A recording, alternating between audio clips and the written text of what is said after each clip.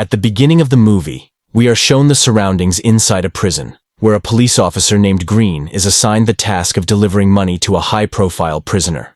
While Green is preparing the stash of money, we are introduced to the prisoner, BuIIy.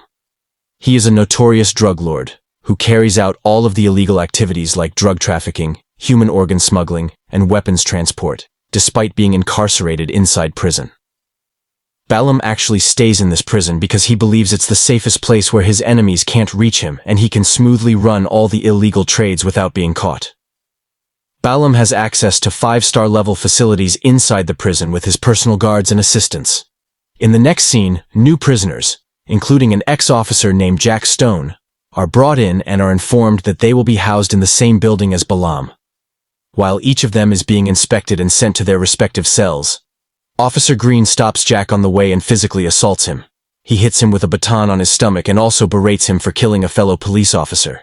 Before walking away, Green warns Jack that he will give him a hard time inside the prison so that he won't last long. The story then flashes back a week before, when Jack and his fellow officers rob a bank as planned. Unbeknownst to others, their real motive was to gather incriminating evidence against BuIIy, corrupt government officials, and police officers involved in different criminal activities.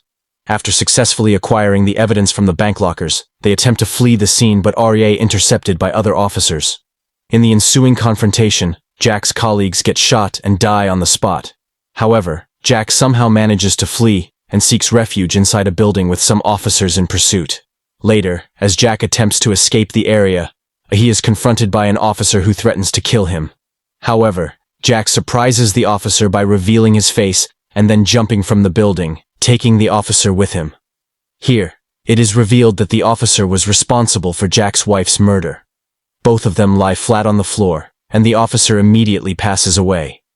After surviving the deadly fall, Jack discreetly leaves a bag in front of the apartment of a reporter named Trisha.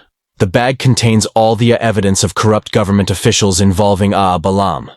In a letter, Jack urges Trisha to report the case to the district attorney's office.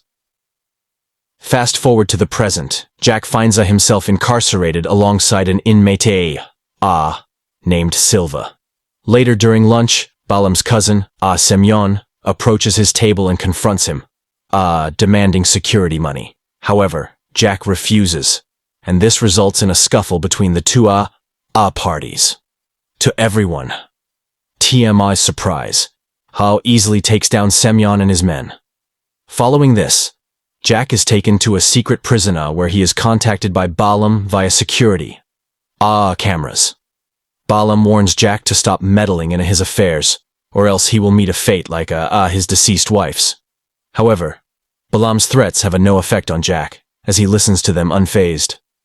Later that night, 3 of BuIIy's henchmen try to attack Jack in his cell, but to their surprise, he quickly wakes up and subdues them without even disturbing his sleeping cellmate, Silva.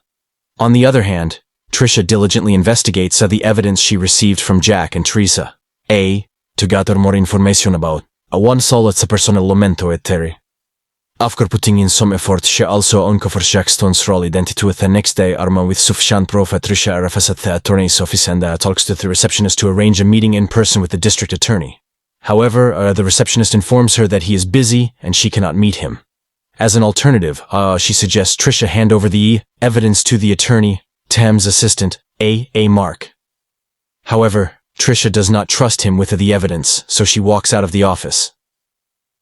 That evening, she waits for the attorney to exit his office, hoping she can have a face-to-face meeting and submit the evidence. When the district attorney general, Johnson, finally walks out, Trisha quickly approaches him. Without wasting any time, she reveals all the evidence against the corrupt officials and police officers to him. Impressed with her determination and the collection of evidence, Johnson praises her, gives her his personal card, and urges her to call him if she needs any assistance. In the next scene, Trisha makes her way to the prison to meet Jack and share the news that she's actively using the information he provided her.